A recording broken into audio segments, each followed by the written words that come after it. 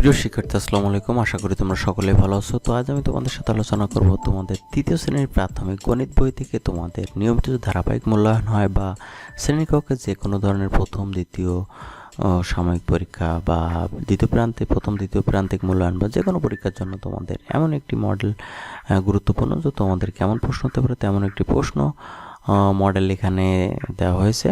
তো এখানে দেখো অঙ্কের লেখো তোমাদের ধারাবাহিক মূল্যায়নের জন্য বিশেষ গুরুত্বপূর্ণ যে অঙ্কের লেখো, এখানে 5টির জন্য 10 নম্বর। এখানে দেখো যে এই যে বিষয়গুলো আসতে পারে 9990 এরকম যেগুলো আছে দেখো 1 থেকে যে 5টি রয়েছে, তারপরে 2 দাগে রয়েছে দেখো কথায় লেখো, এখানে কথায় লেখো, এখানে রয়েছে দেখো 11230 এরকম যেগুলো রয়েছে 5টির জন্য এখানে 10 নম্বর থাকতে পারে। এরকম তোমাদের প্রশ্ন করতে পারে বিদ্যালয়ে। তারপরে দেখো এখানে স্থানীয় মান নির্ণয় করো, এটা খুবই গুরুত্বপূর্ণ স্থানীয় মান নির্ণয় শেখাটা। তো এখানে দেখো 2টি স্থানীয় মানে 10 নম্বর থাকতে পারে এখানে। তারপরে এখানে লেখা যে অঙ্কগুলো রয়েছে, আলাদা যে অঙ্কগুলো রয়েছে দেখো, সবুজ বার্ষিক ক্রীড়া প্রতিযোগিতার জন্য প্রতিদিন 100 মিটার, 400 মিটার, 800 মিটার দৌড়ায়। এখানে এর যে বিষয়গুলো রয়েছে যে এর 3টি অংশ রয়েছে, 3টি অংশের জন্য আলাদা আলাদা নাম্বার রয়েছে, ঠিক আছে।